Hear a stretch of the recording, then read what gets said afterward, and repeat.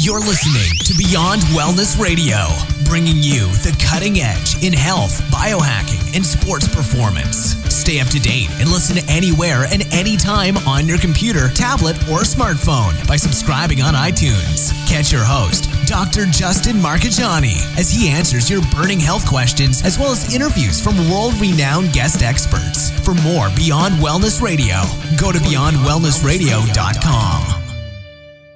Hey there, it's Dr. Justin Marchegiani. Welcome to Beyond Wellness Radio.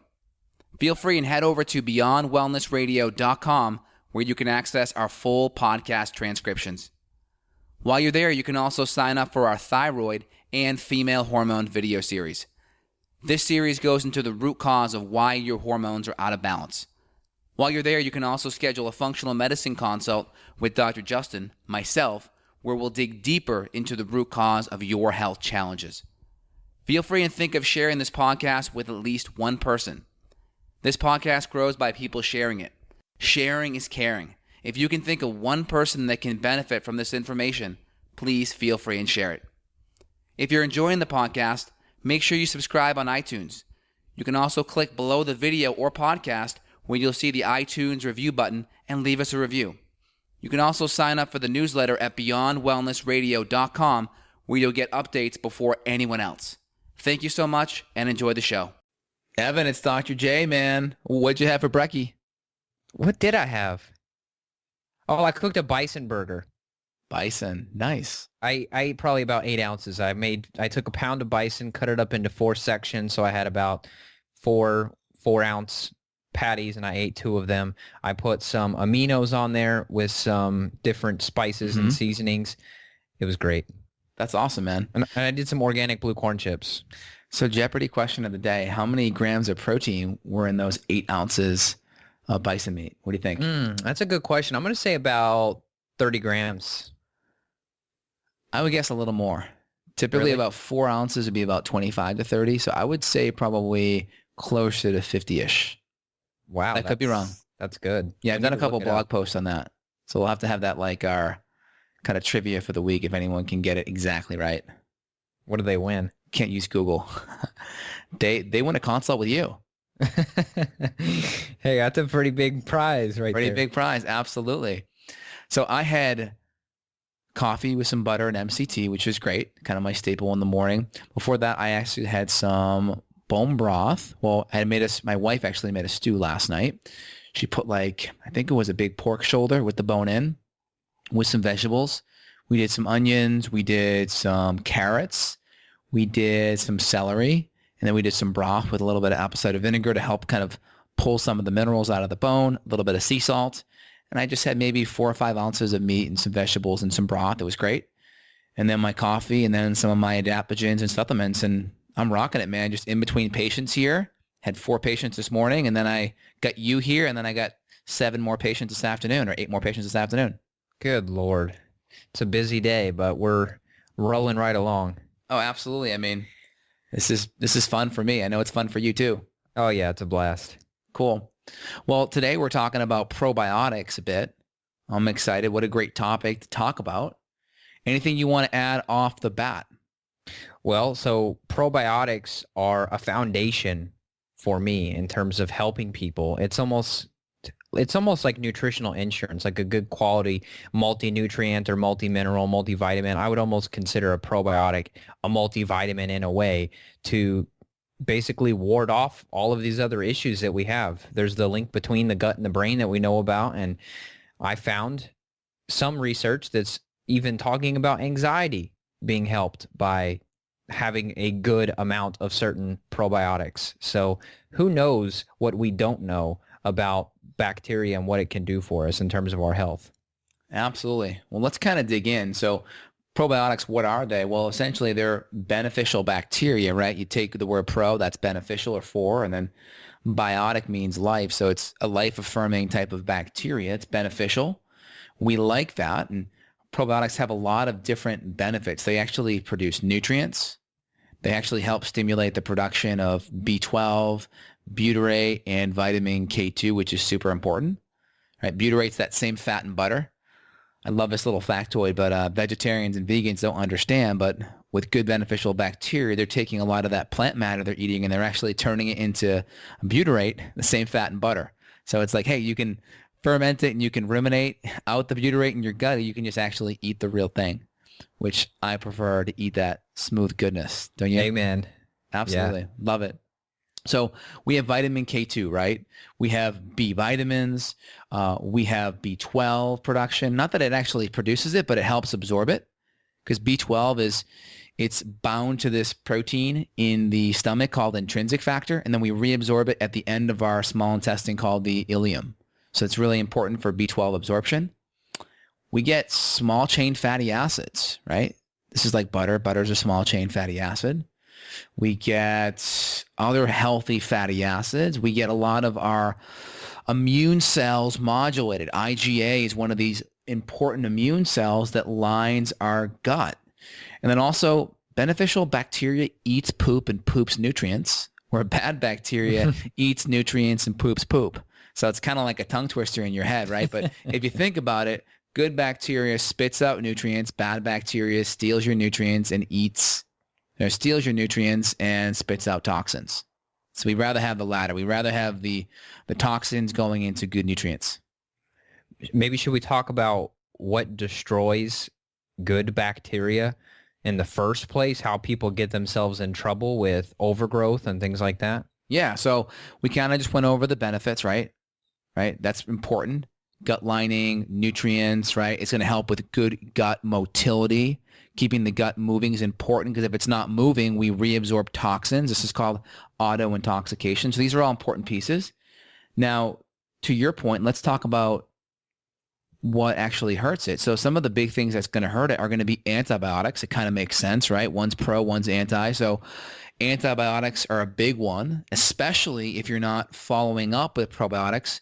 You then create this rebound overgrowth of more bad bacteria or more fungus, which can make that lower probiotic issue even worse. I would say overconsumption of sugar. I would say having water that's unfiltered where there's chlorine in it and such. Pesticides and or GMO foods are going to be bad, because pesticides kill bacteria in general, including good bacteria. I'd say gut infections are going to weaken the gut tract. It's going to skew that bad bacteria to good bacteria ratio. And then it's also going to cause low enzyme and hydrochloric acid levels, which if we can't break down our food, it sits in our tummy and rots and putrefies and rancidifies and creates more stress.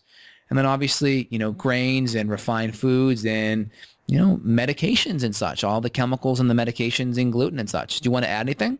Yeah, I would even go a step further and say adrenal issues could be tied in, because if you're stuck in sympathetic, you're in that fight or flight all the time, and now you're not actually producing enough HCl. To me, it seems like at the top of the food chain, if you're stuck in that mode, you're not going to be able to have the same healthy digestion in the first place. It's going to be able to break down your food. And everybody that has adrenal fatigue, a lot of the times, and I know you see this too, digestive issues come along with that, because the body's trying to run from the tiger and is not actually absorbing and breaking down all the amino acids and assimilating it and things like that. Absolutely. So those are some of the big things off the bat. Filtered water, eat organic food, cut out the sugar, only use antibiotics with life-saving situations if you really need it. If not, use herbs. And then try to get fermented foods in your diet. I'd also say not getting enough fermented foods. So let's run down some beneficial fermented foods. Kombucha is I love kombucha. It's the easiest way for me, because I don't have to eat anything. I just get to drink it. So you and I talk about our love for GT Dave's because of the low sugar content. And I like raw cheese too. I'm actually okay with dairy. I had some last night. We did a bison stew actually last night. We took some Pacific. They have a bison broth, so we used that as our base, and we did some stew, and I just added a couple chunks of some raw cheese into the stew, and it was all melty and gooey. Oh, it's amazing. Are you sure you're able to handle it? I think so. We'll see what happens. Because I'm tempted to give you like 5 paleo demerits right now, but I'm holding back.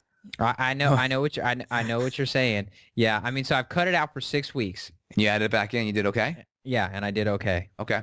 Yeah, myself, like I did. I had a patient get me like a big gallon of raw milk last year, and I wasn't sick the whole year. I was feeling great, and then I had a couple glasses of that raw milk, and the next day I was sick for 2 days. And What I was happened? like, whoa, just sore throat, like super runny nose, just like it kind of just hit me all of a sudden, and it really came in and around just, I would say, within 12 hours of that milk consumption. So I think for me, there's some kind of compromising effect with even the raw dairy, even like the milk kind of thing. I do really good with butter, though. I feel great with butter. I feel great with ghee. So it probably has to do more with that casein protein in the dairy that's affecting it. Now, some cheese does. I mean, it just causes all sorts of symptoms with me. Sometimes I'm okay though. I don't do it too much. It's more of a treat, but when I do, it's great. But yeah, I like kombucha too. I like miso soup. I have some miso that I'll make at home, or sometimes if I go to like a Japanese restaurant, they'll have miso there. I know there's a bunch of other fermented foods too. Got it. Yeah, absolutely. So I would say kombucha, GT Dave's. I love the ginger kind. Again, be careful. There's a lot of other kombuchas out there. You might as well be drinking soda, folks. I mean, yeah, you get some of the extra B vitamins and probiotics, but when you're getting 20 or 30 grams of sugar per, glass, that's not too good. So after kombucha, low sugar kombucha, GT Dave's my favorite. They should be a show sponsor, I think. Should reach out. It's a good idea. I know. Sauerkraut would be next. Love that. I used to eat tons of sauerkraut as a kid. I haven't eaten much here recently. Sauerkraut's great. I like Bubby's. Bubby's rocks. Kimchi is good too. That's kind of like your spicy sauerkraut, right? It's kind of like the Korean kind of Asian cultured veggies with some spices on there.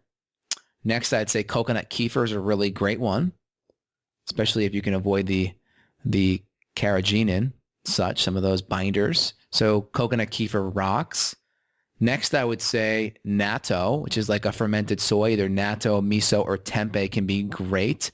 Tastes absolutely awful. I would never take my advice and actually eat it. But there's a lot of beneficial effects with enzymes and vitamin K2. People that are lacking in K2 can be a great source of it.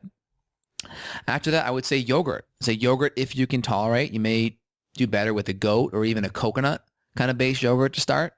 But if you can handle like a raw grass-fed cow one, that's great. On top of that, I would say a beet kvass is phenomenal as well. Beet kvass rocks, pretty good. Could be a little tasty too, and it's from beets. People don't get too much beet, so it's a really good hypoallergenic source. Now, do you do probiotic supplements yourself? Do you take different capsules or spheres and things like that? Mm-hmm. Yeah, I take a couple different kinds. I rotate through them.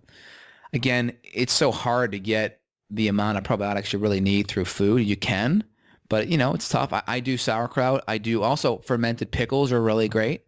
I do kombucha. Those are my big three. And then I get some probiotics in just because some of the strains that I get in the probiotics I take, I don't really get in some of the food per se. So yeah, definitely. I definitely take some. I think we'll go to that really soon. We'll talk about some of the benefits and some different strains. Anything else you want to add about that? No, I think that's good coverage there. Okay, cool.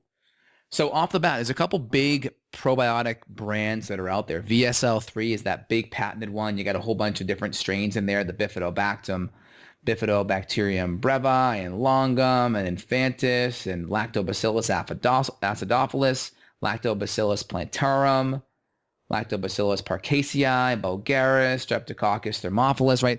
These are all these big, Jeopardy sounding words. And that's in like the biggest that's like the medical grade probiotic. That's the VSL3. That's a really big one for IBS or IBD, etc. We have a couple of versions in the clinic that we use ourselves. One I like is by a company called Claire Labs. They have one called Therabiotic Complete that works great. We actually custom formulated one ourselves in the clinic called ProBioFlora. If you go to our website, we'll put it below. You can check our store. But that's one that has about 6 or 7 of those top strains, which are great. They're packaged in a sphere that allows maximal potency and absorption. A lot of people are looking at the CFUs. That's the colony forming units, on the bottle, how many you have. The best companies will always write down the CFUs at expiration, typically 2 years from the manufacture date. So if you see like 20 million or 30 million per capsule, the best companies will do it at expiration. So it's like typically 2 or 3 times that if it's 2 years from expiration. So that's good. The bad companies will put what's in there when it's manufactured. And then when you actually get it, it's probably, 50 to 70% reduced. So you got to be mindful of that. You're going to get what you pay for when it comes to probiotics. So I like, if you're going to go to the medical route, the VSL3 is more of the medical sponsored one. Probiotic Complete's a great one. We have formulated ProBioFlora. That's a phenomenal one that we created. There's also specific prebiotics and phages in there that are great at feeding bacteria and also knocking down bad bacteria as well, because these phages are patented by Eli Lilly over 100 years ago. They were kind of going to be used before antibiotics were created and patented to knock down bacterial issues. And then antibiotics were created within 5 or 10 years after, and that was synthetic so they could patent it. So you can't patent natural things. So they went with the synthetic patent, and that, phage type of formula was just sat on the shelf, and a couple companies have taken it up and they're adding it into their probiotics to act as a prebiotic. Pre meaning it feeds good bacteria, it feeds it, and it also knocks down some of the bad ones. So that's the ProBioFlora that we have. The next I would add is one of my favorite that I typically combine is one called Megaspore. That's a phenomenal product that actually uses specific bacillus-based strains, bacillus coagulans strains that are very good. They tend to be anti-inflammatory, and they tend to be helpful even with people that are really sensitive to probiotics. They tend to do very, very well. So we have like the Bacillus subtilis, the Bacillus licheniformis. We have the Bacillus coagulans. Does that one have the rhamnosus, Bacillus rhamnosus, RH? I think it actually has that one as well. It has a couple of different Bacillus strains that are phenomenal, that are anti-H. pylori. And one of the things people forget about probiotics is they can really help influence inflammation, right? They can really reduce inflammation. And if you're having digestive symptoms, we typically talk about doing kind of the probiotics after the killing, kind of have that reseeding, refeeding effect. But we can do it actually even during killing or before, especially if it's helping with the inflammation, it's helping with the regularity, it's helping with the digestive symptoms. It can be a great way to reduce a lot of these symptoms naturally without creating problems. Yeah, so the one that I was talking about, the rhamnosus, the reason I mentioned that one, that was when I first started getting into like researching about probiotics, and that was the one where they found that the Lactobacillus rhamnosus showed, quote unquote, significantly fewer stress, anxiety, and depression-related behaviors. This was in mice, obviously, but a lot of these things do translate over to humans. So I've seen many probiotics that contain that rhamnosus, so you could say it's an anti-anxiety. Oh, that's effect great. too. That's great. I love that. Yeah, I'm pretty sure the rhamnosus is in the ProBioFlora that we formulated here. I'll pull that up in a second and I'll see if that's the case. Is there anything else that you wanted to add, Evan, to some of the probiotics that I listed? There's a few more I'm going to go after in a minute. I think that's a pretty good cover. I mean, the truth is there's so many out there, and like you mentioned, if you're just rotating through, that's going to be the best way to ensure that you're covering your bases and you're not just sticking with one brand. The interesting thing is that I think it's called the Human Biome Project. It's that guy out in Africa where he's sampled the gut biomes of different people in Africa, and the variety of species in their gut is incredibly massive compared to us. Like United States people, we have very low variety in the species of beneficial bacteria, where Africans over there that are eating a more traditional diet, they have, I don't know, 5 times, 10 times. It was a crazy amount more of good bacteria. So that's just to say, vary your diet, get exposed to dirt, go play outside. You're going to get probiotics that way. There's some that live on your skin. It's not just in the gut. They're out there in the world. So yeah, clean your hands if you're in a nasty place, but it's fine to go and play in a lake and swim around and play in the dirt too. Yeah, and you mentioned the rhamnosus was the anti-anxiety one, right? Yeah. Yeah, we have that in the ProBioFlora. It's in the Lactobacillus rhamnosus, which is, again, That's another good one. And we see a lot of people when they go on these probiotics, they have significant mood benefits, whether it's anxiety, depression, or just even brain fog reduction. And we really hypothesize that that's really due to the inflammation reduction. Remember, inflammation in the gut inflammation in the brain. So if we reduce inflammation in the gut, we're automatically having a very positive effect on the brain. I think I'm going to go take some probiotics after this podcast. I didn't take mine today. Love it. Love it. Next, I would say here would be prescriptive cysts. That's a good one. That's a much of a soil-based one.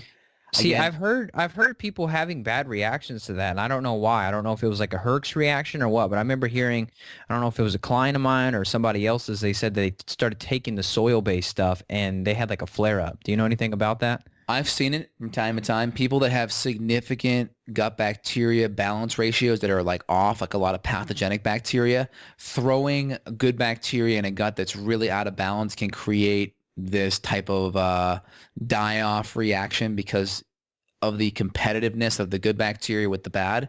And we see this type of histamine response or probiotic intolerance where they feel like crap. So when that happens, prescriptive cyst probably wouldn't be the best. That's got 29 different soil-based strains. I typically go more to the Megaspore product because it's just more anti-inflammatory, and people that especially have like the extra lactate bacteria in there, the extra lactate, the D-lactate in there. The D-lactate's an organic acid made from the bad bacteria. We'll see that on an organic acid test. We'll go with more with the Megaspore and sometimes even the ProBioFlora because it'll help. It'll be more beneficial. But sometimes we can't even do that. Sometimes we really have to work on killing before we go in and actually do some of the reseeding. So we have to do more on the weeding, right, killing, and then do some of the seeding or throwing down the seeds. And when we throw down some of these probiotics, they're not going to last like forever. Some of these are just transient. They're going to go in for a couple of weeks, maybe a month, and then pass through us.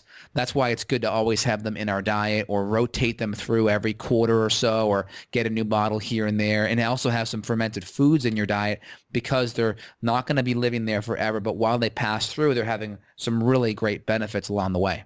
Yeah, and something that you said without saying directly, there is an order of operations to this whole madness. There is a method to the madness. So if you hear this and you're like, oh man, I'm just going to go buy everything on the shelf and just go for it, maybe not. Maybe you may need to dig a little bit deeper first, because I've heard many stories, and I know you have too, where people, they hear something and then they go buy it and do it, and then they're like, why is this not working? Why is this not giving the effect? Well, there's other stuff under the hood that could be happening first. Big time. I 100% agree with that. So when we deal with people with gut issues, again, making sure the big stressors for the gut are out, right? The sugar, the antibiotics, the pesticides, the chemicals, all that crap, the grains, gone. That's like number one. Number two, we'd want to dig in a little bit deeper, because if we're just taking probiotics but you have an infection, that can definitely mess things up. That's just like throwing down a whole bunch of seeds in your garden when there's a whole bunch of weeds there.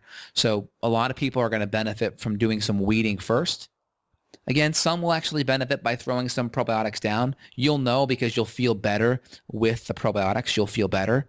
People that are more sensitive, the Megaspore or the ProBioFlora will be a better way to start.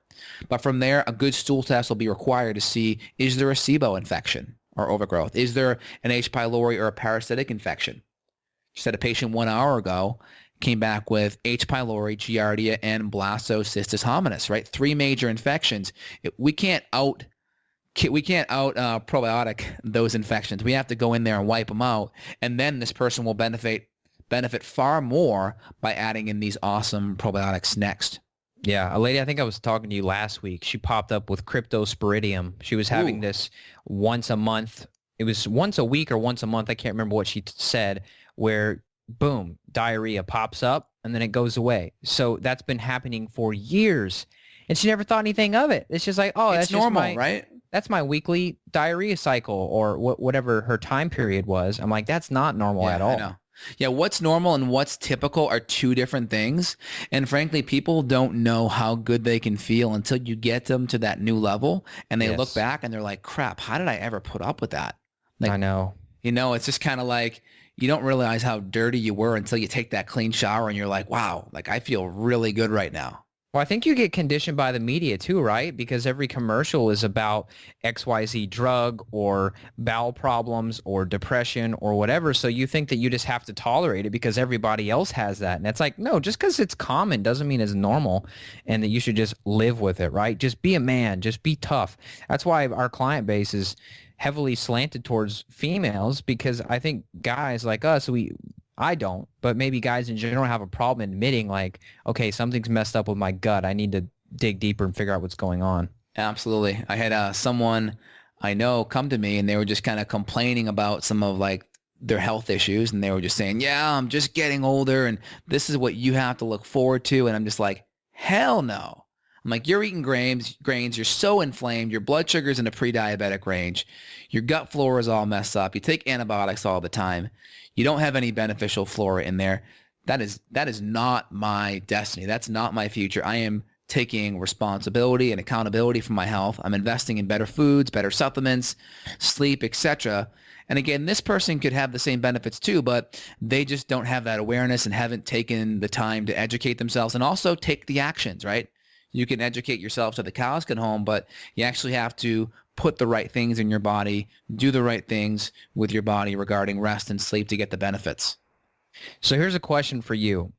You and I both will go out to certain restaurants. Now, obviously, we try to go high quality as possible. Is this something that you personally just turn an eye to where you're like, I know this is a good quality steak, but there could still be some antibiotics in it maybe? I mean, even the nicest steakhouse, they may not advertise antibiotic free. Do you just take some extra HCl and turn an eye to it? Do you drink the water at the restaurant? Like, what do you do?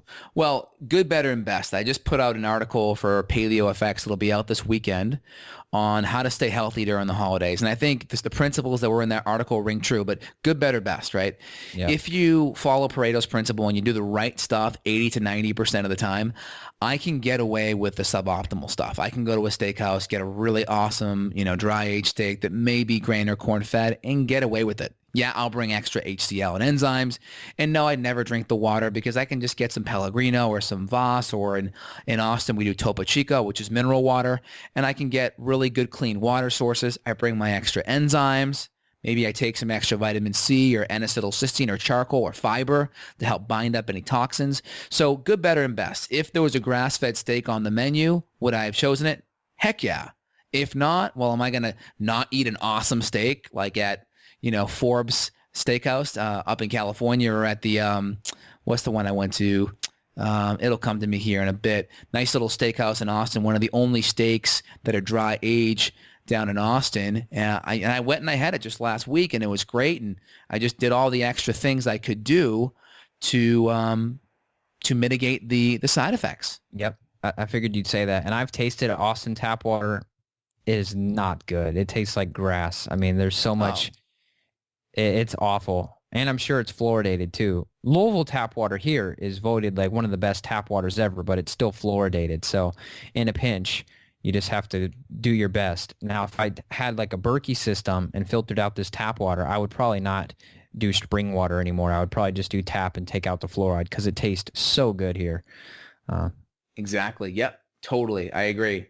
So with steaks and stuff, I always do my best. I mean, I'm not willing to not have a steak, but at home in my house, like I got grass-fed steaks. I got the grass-fed ribeyes. I got Delmonico's. I just buy those in advance and have them. So then I'm good to go. So then I can have a good, healthy steak at home.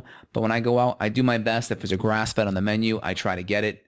And then you can even take some probiotics afterwards to mitigate any of the potential residual effects of any antibiotics being in there. But typically a good steakhouse, though, they're going to at least have the hormone-free stuff kind of dialed in.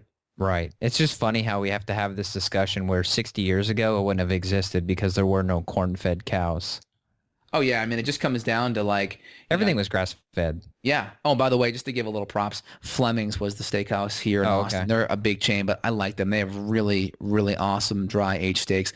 I mean, something about the dry-aged steaks, that's that little bit of a flavor they have off it. Oh, my gosh, it's amazing. I don't do them too often because you get all the extra grains and stuff in them, but or the potential residue.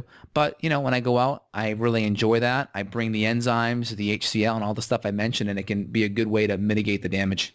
That's cool. So kind of summarizing here, we talked about some of the big foods, right? Probiotics, sauerkraut, fermented pickles, beet kvass, maybe some yogurt or cheese if you can handle it. We talked about our favorite probiotics, or my favorite at least, VSL3 or a Therabiotic Complete, my patented or my blend, the ProBioFlora, and then also Megaspore and Prescript Assist are a really good one. There's another one by Gardner Light called Ultra Defense. That's a good one. Or Primal Defense, I think. That's a good one. My go-tos are the Probioflora and the Megaspore, and sometimes the Probiotic. Those are my big ones there. And then outside of that, if you're having issues, you want to dig deeper, look at the gut infections. Look for H. pylori, look for other parasitic imbalances, or even SIBO that could be really skewing the beneficial bacteria ratio. That's great. Yeah, and a lot of people think, I'm in the United States, how am I going to have a parasite? It is far more common. I mean, before you and I started talking every week, I didn't think it was that common. But now that you and I both talk and test this stuff, it's like, wow, it is a lot more common than you would expect, parasites and different pathogens. Yeah, I mean, I've seen it, statistically, the CDC says more than 60 to 70% of people on this planet have parasites. And again, yeah, a lot of that's going to be third world, but, up to, I'd say 50% of people in this country, in the U.S., probably have a parasitic infection. Now, the question is their immune system strong enough to kind of keep it at bay and kind of isolate it and keep it in a straitjacket? Yeah. But once you start getting sick, once you start getting stressed, once the HCl and the enzymes get compromised and the adrenals get compromised, bam.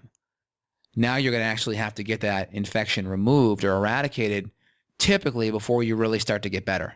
And everyone loses HCl with age. I mean, you look at Dr. Wright's book, Why Stomach Acid's Good for You. You see the chart of HCl production decreasing after about age 25, 30. It starts really dropping downhill. So it's no surprise that people have a midlife crisis at the same time all of these other, biochemical factors start going against you. Yeah, and then, I mean, even CBS News here, it says the CDC says at least 15% of the United States population has a parasite. And I would gander to say that that's much higher because the typical labs that most doctors are using to diagnose parasitic infections are just terrible labs. They're your hospital-based lab that's a single sample. They're not doing multivial. They're not looking at PCR, polymerase chain reaction, looking at DNA. They're really missing the boat on a lot of this stuff. And we see lots of people that have come in with their conventional LabCorp Quest or hospital stool testing with negative results, and then we run some of our more specific lab testing and they come back positive. Yeah, that's the most mind-blowing part about all this is quality does matter in terms of lab testing. It's got to be a functional medicine-based lab company. You don't want it to be just your standard run-of-the-mill generic stuff. It doesn't cut it. I can't tell you how many times people, even with blood work, my doctor said all my blood work's perfect. Yeah, because they're measuring the blood that doesn't really change. That some measurements on your blood are not going to change even if you are sick. But as soon as you throw in even one biomarker like vitamin D, then you realize you're 50 points lower than you should be, That's when you get into the stuff that matters. Yeah, not to mention the standard laboratory ranges are based on 95% of the population, right? 2 standard deviations in any direction for all you stats nerds out there. So go to an airport, you tell me that 95% of the population's healthy. No way in heck, all right? No way in heck.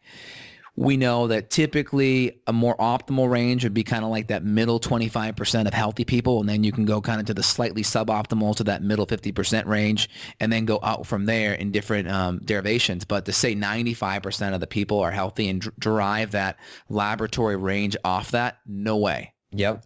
So we got to remember that. Lab tests can also be helpful if we're using functional ranges too. Yep, totally. Well, anything else you want to add to this stellar episode here, Evan? That's it. This was fun. It was a good one. So do you have any stuff in your store that's probiotic based that you want to recommend to the listeners? I don't think so. I don't think I've put that on there yet. I'm slowly building up that store, as you know. Yeah. So I don't think right now I do. I will. I'm still coming up with my fancy probiotic name. I'm not sure what it is yet. Yeah, I mean, we all kind of create the probiotics that we think are going to be the best, and I do it, 1, based on how I feel, and then 2, on how I can get my patients better, because I need to have a clinical effect so I can really help my patients who are sicker really get to a new level of health. So I like the Probioflora. I like Megaspore. Those are some great ones, and if anyone wants to pick that up, justinhealth.com/shop is a good place. Outside of that, all the other feedback's going to be helpful. And just don't forget one thing. This is so easy to forget, but the hormones are a really important piece because a lot of people are super inflamed, and we forget that our natural anti-inflammatory comes from the adrenals. And if your adrenals are really shot, if that hormonal system 1's really in dire need of repair, it's going to be hard to regulate inflammation. And that's going to be an important piece because if you can't regulate inflammation, your body's going to be in a more catabolic state and it will just break down faster than it builds up, which isn't a good recipe. Yep. Anything else you want to add, Evan? That's it. Go leave a review for the show on iTunes if you haven't already. It takes a couple minutes, but it's huge for us to stay in the top of the charts. We are competing with vegan podcast at the top of the charts, and maybe they're promoting organic produce, which we do too, so that's fine. But this is the only way that makes sense, what we're talking about here, to get people better and to live at that top 1% of the population in terms of vitality. So review that show. Help us be up in the top of the charts. We appreciate it. Great. Just for everyone else too, Evan and I are in the trenches seeing patients every week. So a lot of podcasts that are out there are really just theoretical stuff, which is great. A lot of that's still true. It doesn't take away from it, but we're actually providing clinical applicable information that's right there from our working with patients every week. So just kind of remember that, use it, apply it yourself, because if you're not applying it, it's not really, it's just, for Jeopardy knowledge. And just kind of remember that. And if you looking to dig a little bit deeper with your health, reach out to Evan, reach out to myself if you're kind of on the fence. And again, continue sharing this info with people that could really benefit from it.